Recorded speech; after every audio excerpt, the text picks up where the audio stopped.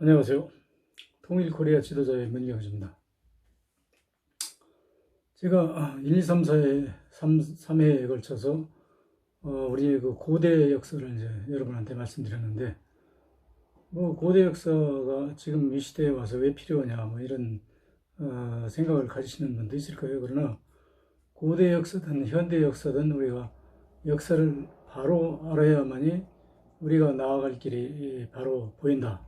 그런 측면에서 이제 참고사항으로 말씀드렸던 것이죠.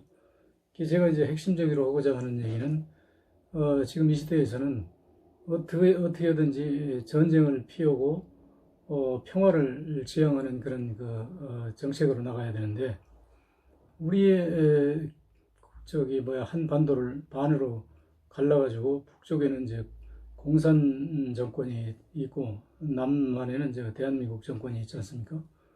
근데 그 통일을 지향하는 것은, 북한 정권은 어떻게든지 뭐 공산화 정권으로 남한을 전복했으면 좋겠다 하는 속셈이 있을 것이고, 우리 남한도 마찬가지죠. 공산 정권을 무너뜨리고 민주화된 자유민주주의 대한민국으로의 흡수 통일을 했으면 좋겠다 하는 게 우리 희망사항 아닙니까? 그런데 그렇게 하든 저렇게 하든 본질적으로 통일을 찬성하는 사람들은 한 30% 정도밖에 안 돼요. 그러면 나머지는 한 70% 정도가 이제 반통일 세력인데, 이 사람들은 왜 반통일 세력이냐면, 우리가 어떻게 하든 그 남북 화해 협력 시대로 가다 보면 결국은 우리가 공산 치하로 이제 통일이 될 것이다. 그렇게 되면 우리는 이제 완전히 그 인간 지옥에서 살게 될 것이다 하는 어떤 비관적인 이론을 가지고 있는데, 이 비관적인 이론이 우리 남한의 시민들이 똑똑해서 그런 결과를 예측 도출한다고 그러면 상당히 중요하고 이제 참고할 만한 대상이 되는데, 이분들은 사실은 상당히 무식한 분들이거든요. 무식한 분들이 과거에 독재 정권들로부터 세뇌당한 그 기준에 의해서 이제 그런 논리를 펴낸단 말이에요. 그렇다면 과거의 독재 정권이 어떤 겁니까? 그 때려잡자 김일성을 쉽게 해서 간단하게 한마디로 정리하면, 근데 과거 정권들이 전두환이든 박정희든 북한의 정권을 한 사람이라도 때려잡은 적이 있습니까? 하나도 없잖아요. 근데 뭐 잡지도 못하면서 뭐 때려잡자고 그래요. 그러니까 그런 허무맹랑한 선동성 요설에 현혹된 여러분들은 한심할 정도로 남북관계에 대해서 무지를 지향하고 견지하고 있다. 이제 이런 것이 이제 제 주장이고, 그래서 이제 그렇게 볼 때 우리 남한의 이제 30% 정도가 통일을 추구하는 세력이라고 한다면, 70% 정도는 이대로 사는 게 좋지 왜 통일하냐. 근데 통일이 무슨 뭐 우리가 심심풀이로 취미 삼아서 하자는 얘기가 아니잖아요. 민족 생존 전략이란 말입니다. 왜냐면 우리가 한민족이라고 그러지 않습니까? 한민족이 반으로 갈라진 것도 모자라서 이제는 뭐 완전히 말살로 가자는 얘기인지 뭔지 모르겠어요. 그런데 거기에 이제 중요한 제가 얘기하고자 하는 것이 뭐냐면, 여러분들이 그런 사상을 갖기까지는 독재 정권들로부터 오염된 어떤 국가 보존 논리를 세뇌당해 왔다는 것이죠. 우리가 남북 통일을 해야 되는 당위성은, 이 민족이 이 일본, 중국, 러시아 하는 이 삼국 구도에 둘러싸인 이 민족이 남북한이 똘똘 뭉쳐도 자생하느냐 안 하느냐 하는 위협 속에 있는데, 다시 얘기하면 남북한이 합쳐진 상태에서도 조선이 일본한테 침략당해가지고 36년간을 피압 당한 거 아닙니까? 근데 지금 나눠져 있는 상태 가지고는 이게 더 위험하단 말이에요. 그런데 여러분들이 이제 한결같이 믿는 것은, 그거 나눠줘도 별거 아니더라. 왜냐하면 우리가 6.25 이후에 박정희라는 훌륭한 지도자를 만나서 우리나라가 경제가 급성장을 했고 우리가 이렇게 오늘날 잘 살고 있는데, 그거 앞으로 대통령만 하나 박정희하고 비슷한 사람 뽑으면 되는데, 그게 사실은 쉽지는 않았지만 그걸만 뽑으면 되는데 뭐 걱정을 하냐. 아무 걱정 없다. 이제 이런 생각을 가지고 있는 거예요. 마음속에 깔고 있는 거예요. 근데 과연 여러분, 박정희, 덕택이 여러분이 살았다고 생각합니까? 제가 좀 외람된 얘기지만, 1970년대부터 이제 노동운동을 하기 시작했는데요. 그 노동운동을 내가 오늘부터 노동운동을 해야 되겠다 하는 그런 생각을 가지고 한 게 아니고, 그 당시 거의 한 달 월급 타가지고 한 달 생활비도, 하숙비도 안 되는 그 살인적인 노임을 받으면서 이래서는 안 되겠다 해가지고, 그 이제 근로자들이 단결해가지고 월급을 좀 올려야 되겠다 하는 그 어떤 그 의지로서의 그 어떤 투쟁인지 뭐 그런 거지도 모르고 이제 끼어들었는데, 나중에 주변 사람들이 그게 노동운동이라고 그러더라고요. 투쟁이라고 그러고. 그래서 제가 나도 투쟁을 했구나, 나도 노동운동 했구나 하는 생각을 가질 때, 이제 결국은 그 내가 만났던 그 미국 신부님, 파란 눈의 미국 신부님 말씀이 이제 생각나요. 그게 누구냐면 대방동에 있는 그 돈보스코 센터라고 하는 청소년 센터에 그 기술 교육을 이제 담당하시면서 청소년 문제를 이제 분식 굉장히 그 전문적으로 이제 다루시는 그런 분인데, 저도 이제 그런 측면에서 그 양반이 저를 그 아마 상담 대상으로 이제 생각을 했던 것 같아요. 그래서 그 양반하고 많은 상담을 하는 과정에서 저한테 한번 그 우리 돈보스코 청소년 센터에서 이 나라의 장래를 내다보고 우리가 기술 교육을 시키고 있는 현장을 보여주겠다 해가지고 그 안에 가보니까 한 40여 명 정도의 그 학생들이 거기서 이제 선반, 용접, 무슨 그 새를 가지고 다루는 그 모든 기술을 거기서 다 가르치고 있더라고요. 근데 그때 난 이제 그런 걸 처음 봤어요. 처음 봤는데, 그 현부님 말씀은 대한민국에는 그 박정희라는 이제 무식한 사람이 정권을 잡고 있어가지고 이 나라가 앞으로 어떻게 가야 되는지도 저 사람은 잘 모르고 있고, 그래서 우리 그 돈버스코 센터에서는 이미 우리나라가 해방된과 동시에 1945년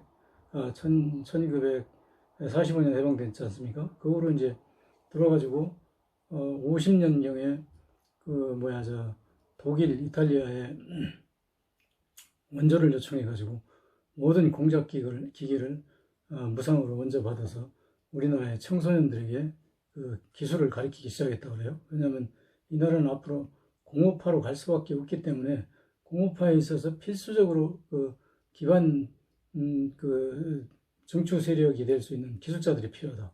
그래서 그렇게 기술 교육을 시작했는데, 작금해 와가지고는 전국의 그 조선소, 자동차 공장 뭐 이런 데서 그 기술자를 보내달라고 막 아우성이라고 해요. 그래서 그 돈보스코에서 기술을 배운 사람들이 가가지고 그런 공장에서 상당히 그 중추적인 역할을 하고 있다, 이런 말씀을 하더라고요. 그래서 그때 보니까 진짜 그 사람들이 거기서 막 그 시커먼 무슨 그 기름때를 묻혀가면서 그런 그 기술을 배우는 걸 제가 현장에서 직접 봤어요. 그런데 그 우리나라가 발전되기 위해서는 그런 사람들이, 초등학교밖에 못 나온 사람들이 거기 가서 이제 그런 기술을 배우면서 희생을 했는데요. 왜 희생을 했냐면 우리나라는 그 기술 천시 정책을 썼기 때문에 그런 그 실용적인 기술을 직접 담당하는 사람들 천시했어요. 그리고 이제 전부 그 대학 어디에서 뭐 이제 자격증 이런 걸 따가지고 이제 공장에 가면 그 사람들은 뭐 가서 그냥 기술도 없어요. 뭐 아무것도 할 줄도 몰라. 그건 이론적으로만 좀 알지. 그 사람은 가만히 근데 조금 있으면 뭐 계장, 과장 뭐 하는 식으로 해가지고 나중에 회사 이제 중력지인이 돼서 그 지들이 그 선생뻘 드는 기술자들을 지배하는 이런 잘못된 구조를 가지고 있어서 그 돈버스코에서 그렇게 힘들게 기술을 배운 사람들은 용접공으로 들어가면 죽을 때까지 용접공으로 죽을 때까지가 아니라 퇴직할 때까지 용접공으로 있다 나오는 이런 그 사회의 이제 모순을 드러내는데, 어쨌든 이 사람들의 희생을 통해서 대한민국이라는 나라가 오늘날 이렇게 발전했지 않습니까? 근데 그게 왜 박정희가 발전을 시켰다고 그래요? 박정희가 무슨 상관이 있는데? 그리고 그것만이라면 제가 뭐 그럴 수도 있다고 하겠어요. 그런데 제가 이제 말씀드리고자 하는 게, 일본으로부터 우리가 이제 일본 제철 공장 다스하는 거 하나를 대한민국하고 일본하고 국교 정상화하는 자금으로 3억 불을 무상으로 받고 3억 불은 이제 차관 형태로 해가지고 6억 불이 우리나라에 들어왔지 않습니까? 그런데 이 돈이 6억 불을 당시 환율 250원 원으로 환산하면 얼마냐면 약 1,500만 원 정도, 1,500억 정도 되는데요. 그것을 이제 그 당시 그 고속도로가 얼마 들어갔냐면 430억이 들어갔어요. 그럼 포항제철 얼마 들어갔냐면 1215억이 들어갔습니다. 그러면 다시 얘기하면 그 6억 불 가지고 환산한다면 경부고속도로를 3.7개를 건설할 수가 있고 포항제철을 약 1.8개를 건설할 수가 있는 자금이죠. 그래서 그 자금이 그렇게 막대한 자금이 있었음에도 불구하고 박정희는 뭐냐면 완전히 무에서 유를 창조했다. 돈 한 푼 없는 나라에서 포항제철을 건설하고 경부고속도로를 건설했다. 근데 그게 새빨간 거짓말이지 않습니까? 근데 그거 가지면 내가 말을 안 해요. 왜냐면 그 사실은 포항제철의 3억 불은요, 그 다서가는 일본의 그 철강 공장을 우리나라에 옮겨놓은 거예요. 옮겨놓고 여기서 값싼 노동력으로 철강을 생산해가지고 우리나라에서 수요되고 남는 건 다시 일본으로 역수출해가지고 다시 얘기하면 일본 사람들이 값싼 우리나라 노동자들을 이용해서 자기네들 공장을 운영한 것이죠. 우리 공장이라기보다. 하여튼 그렇든 저든 그렇게 이제 와서 그 시작을 했는데 그 다음에 이제 주택 개량 자금이라고 그래가지고 미국에서 150억 불을 지원받았죠. 여러분 6억 불하고 150억 불하고 한번 상상해 보십시오. 얼마입니까? 그 경부고속도로로 생각한다 그러면 150억 불이면 하여튼 6억 불이 3.7개니까 60억 불이면 37개,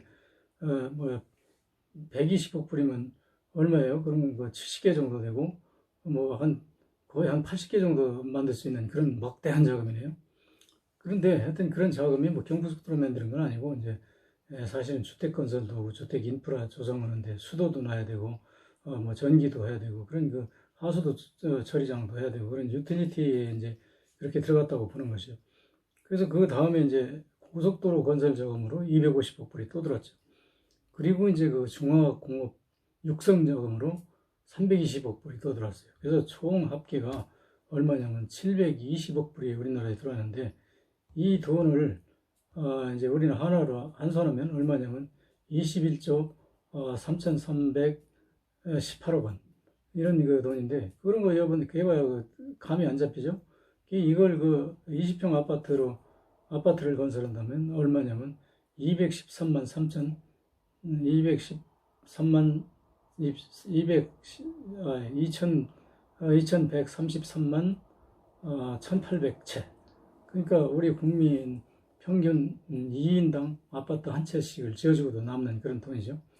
그 돈으로 경부고속도로를 건설한다면 얼마를 할 수 있냐면 496개를 건설할 수 있어요. 여러분 상상이 갑니까? 또 그 돈으로 포항제철을 건설한다면 175개를 건설할 수 있는 돈이 이런 어마어마한 돈이 들어왔는데도 불구하고 우리나라가 경제개발이 요 정도밖에 안 됐다고 하는 것은 나머지는 박정희가 다 어떻게 그 일을 잘못했든지 아니면 도둑질했든지 하여튼 박정희 탓이죠. 왜냐하면 우리나라보다 훨씬 지원을 적게 받은 일본, 독일이 우리보다 훨씬 더 잘 살아주고 있지 않습니까? 그런데 우리는 더 많이 지원받고도 그 나라보다 뒤진다고 그러면 이건 박정희 탓이죠. 박정희가 나라를 살린 영웅이 아니라. 근데 지금 제가 말씀드리고자 하는 결론은 이게 이런 그 상황이 이제 다 끝났단 말이에요. 종료됐단 말이에요. 왜냐하면 우리 경제개발을 지원한 것은 유엔과 이제 미군이었는데 그 사람들이 더 이상 지원 필요성을 느끼지 않기 때문에 우리는 이제 끝났기 때문에 제3에 도약할 수 있는 길을 모색하지 않으면 우리나라는 이제 망해요. 어떤 길이 없어요. 그래서 그 제3의 도약의 길이 뭐냐면 북한을 달래서 우선 북한하고 전쟁을 하지 않아가지고 우리가 그 국방비를 줄이고 쓸데없이 우리한테 무기를 팔아먹기 위해서 남북한을 이간질해가지고 싸움시키는 사람들한테 놀아나지 말아가지고 그 국방비를 줄이고 그렇게 해서 북한을 달래서 북쪽으로 나가서 북쪽에 수많은 나라에 흩어져 있는 우리 민족 자원 그 인프라를 다시 재길접시켜가지고 우리가 잘 사는 나라로 도약해야 된다고 하는 게 통일의 당위성이죠. 그래서 통일이 돼야만 되는 건 아니고 통일 안 해도 돼요. 그냥 남북한 간의 화해 협력만 해도 충분히 가능합니다. 오늘은 시간이 걸려서 여기까지 말씀드리겠습니다.